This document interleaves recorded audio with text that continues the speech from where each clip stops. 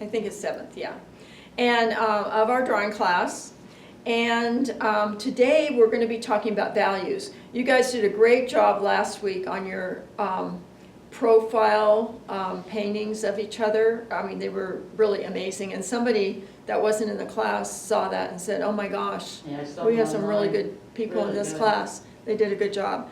So today, but the one thing that was a little lacking, and it's perfectly understandable because we haven't dealt with it yet, we haven't talked about it, and that is values.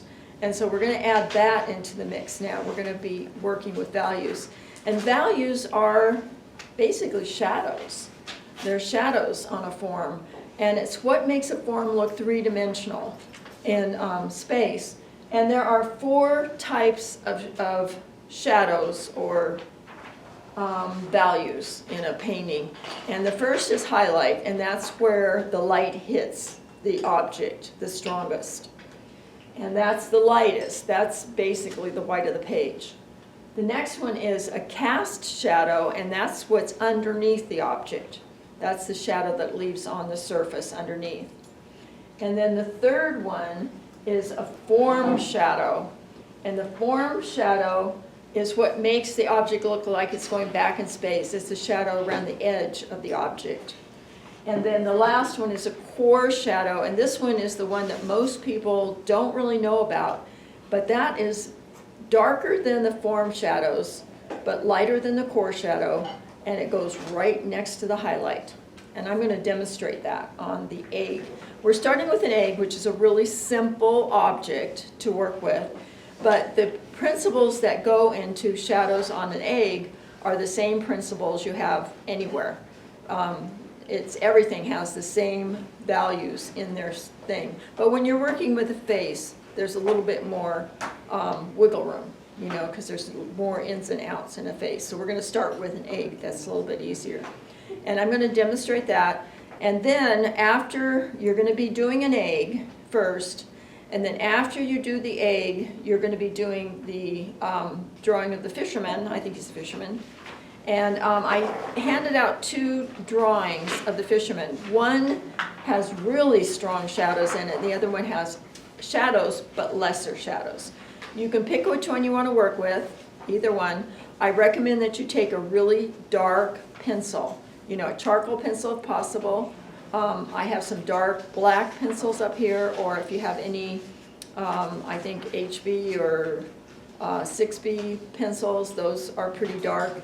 But you want to have some dark pencil because you have some dark shadows to put in. Okay, so those are the 2 pictures you're going to be doing right now, and I'm going to demonstrate that right now. But while you're doing the pictures, I'm going to take you one at a time and take a photograph of you for a later project, okay? And I asked you to bring a prop with you, so something that you would have in the picture with you. And we're going to do it back in that corner because I made it dark as I can get it, so we can get some good shadows going.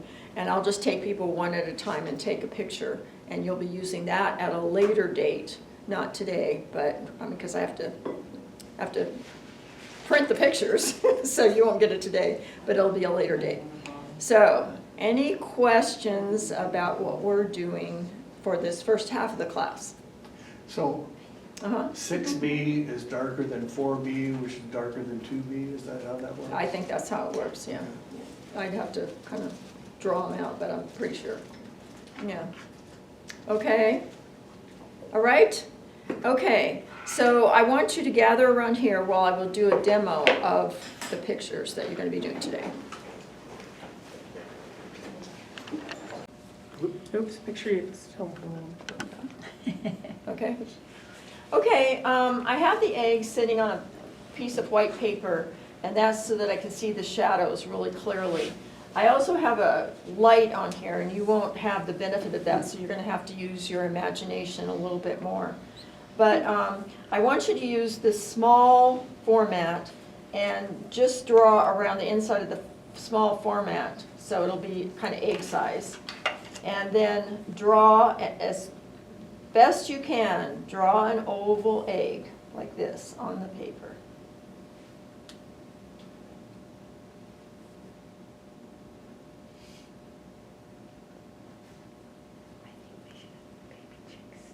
And it's not easy, I know. In fact, I got kind of wiggly here. They're so darling. I know. I know baby chicks. And then draw a line on either side of the egg so that it looks like it's sitting on a surface. And that's something that really, I mean, that line should line up. That would be better if it lined up. Okay, Or make it more. but that makes it, you should really get in the habit of doing that. Whenever, you should always, when you have a drawing, have a format so you know where the outside edges are. And you should always have a line to designate a surface that it's sitting on. So that's just kind of a normal thing that artists do all the time. Okay, now the highlight of this egg is right here. I don't have to do anything with that, but it's right across the surface right here. And then the core shadow is underneath, and I can see that very clearly. And this is the darkest. So this is the lightest. This is the darkest. And so you want to kind of draw that in really dark.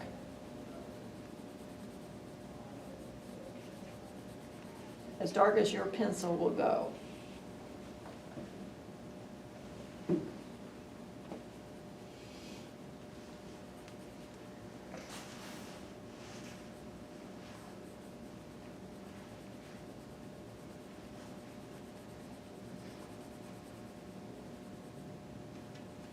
Okay.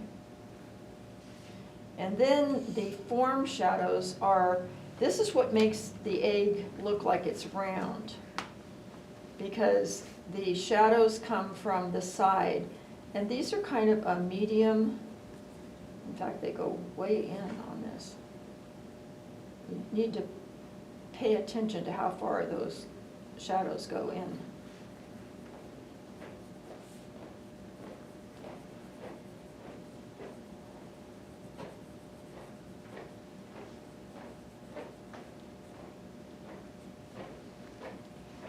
And they go all the way around, but they're thicker. They're thicker on one edge, and they're thinner, like at the top.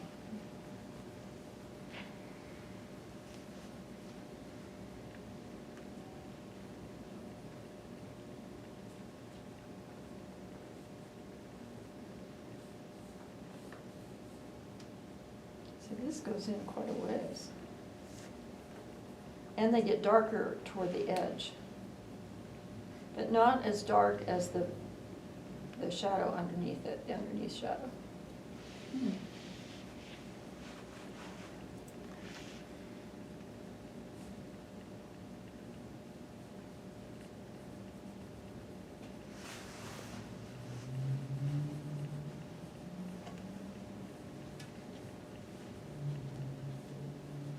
They get lighter as they get toward the center. And they curve the same way the egg curves. You notice that? You would never do a straight line on a shadow like this. You follow the curve of the object. And that's true of an egg, or it would be true of a face. You don't want to make the lines straight.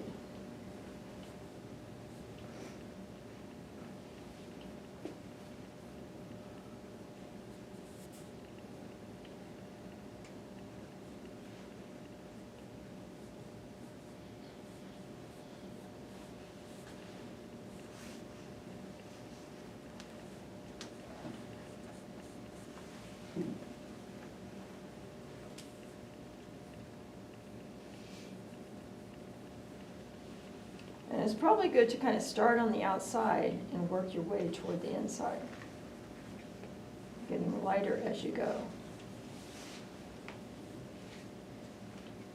And then the core shadow is actually, goes right next to the highlight shadow, but it's actually darker than the form shadows that are around it.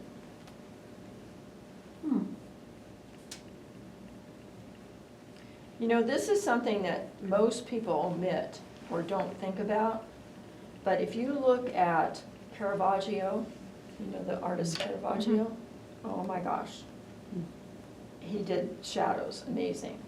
And there are a lot of those Renaissance artists did amazing things with shadows, but you will see core shadows in his work. So I'm going to take the form shadow and kind of join it to this core shadow. But the core shadow gets a little darker.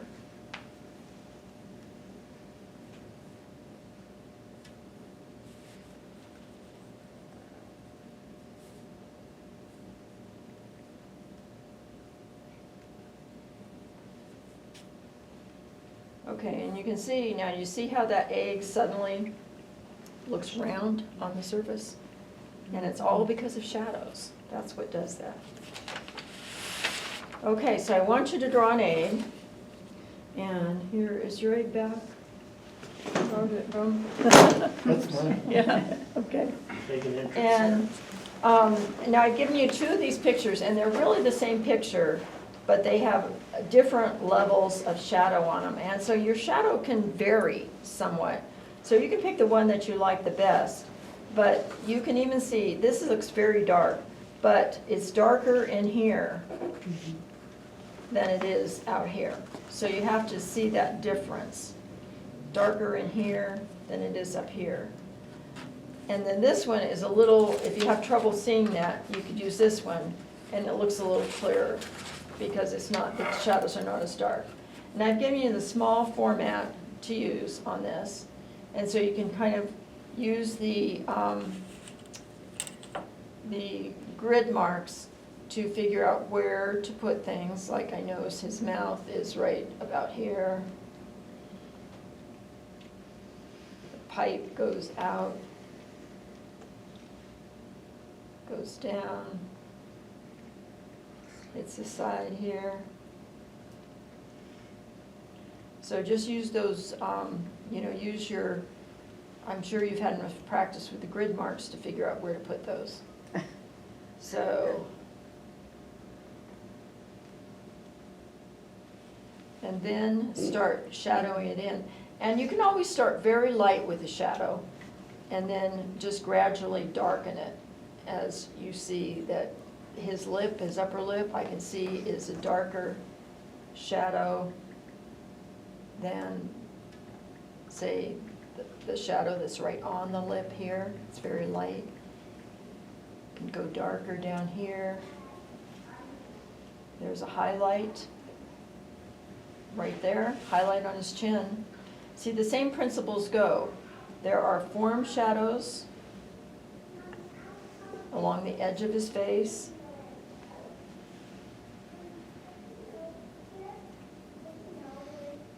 There's a highlight on his nose.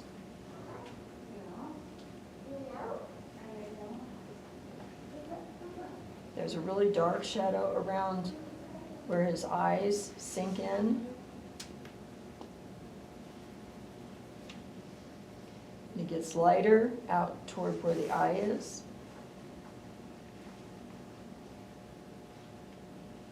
So just look and keep looking at those different variations in the shadow. There's a shadow, a light shadow here,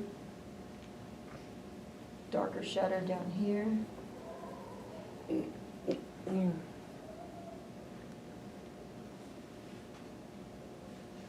And then you could say that the core shadow is right next to his neck here. And that's really dark.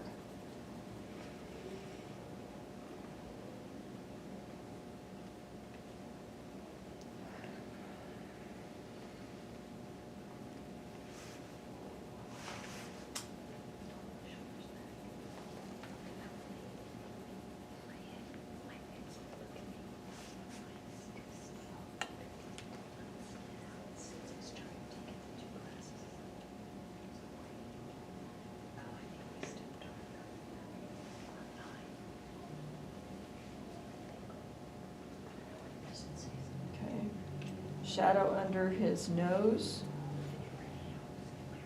goes down to his mouth. Shadow under, beside his mouth, gets very dark right in here.